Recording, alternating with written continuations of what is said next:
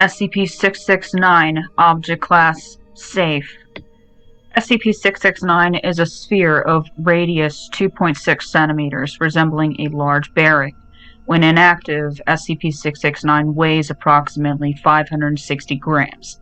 The surface of SCP-669 contains numerous sites of corrosion and pitting, as well as remains of a cadmium blue paint.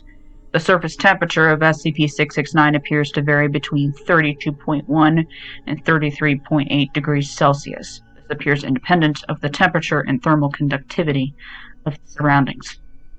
The composition of SCP-669 is currently unknown. The surface of SCP-669 indicates its composition to be mild carbon steel. However, its density as well as inertia testing data suggest a non-uniform internal structure. SCP-669 activates when placed within 54 centimeters of any object larger than itself and set into motion. While active, SCP-669 appears to lack gravitational mass. Instead, it describes an orbit around the object at one of a set of distances up to 54 centimeters from the object's surface. Collisions with an object larger than itself cause SCP-669 to relocate into orbit around the colliding object.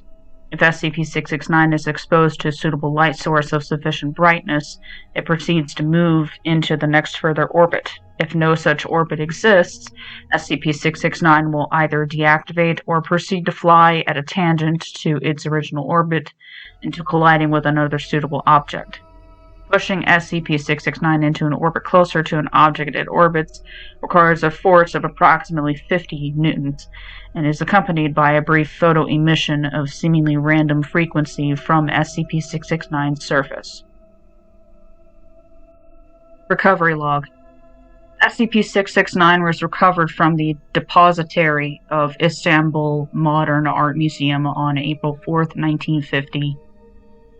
Having been previously exposed in the annual Current Eastern European Sculpture Retrospective as a part of an exhibit titled Rutherfordian Atom, a Didactic Perspective. SCP-669 was not listed in that exhibition's catalog, and neither its purported artist, one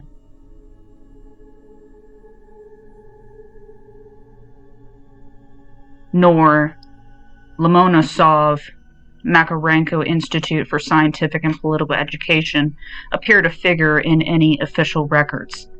Incident 669-1. On 1960, during the course of an experiment led by researcher Arnold Scheiner, SCP-669 deactivated after a minor collision.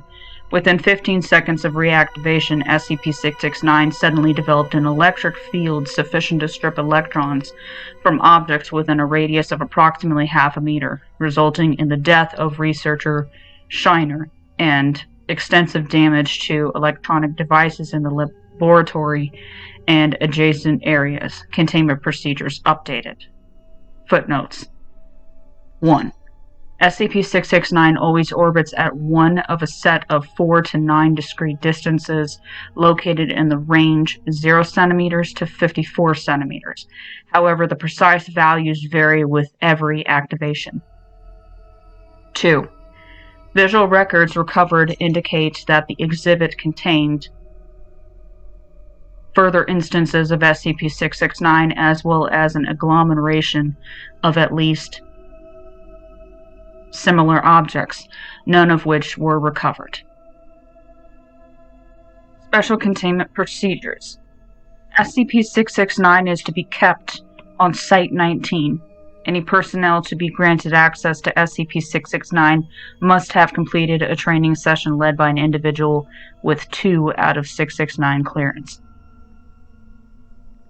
Following Incident 669-1, SCP-669 is to be encased in a Faraday cage vessel consisting of a grounded copper shell and slotted alumina inserts holding the item in place. SCP-669 is to be removed from containing vessel only in designated testing area, so as not to interfere with Site-19 electronics.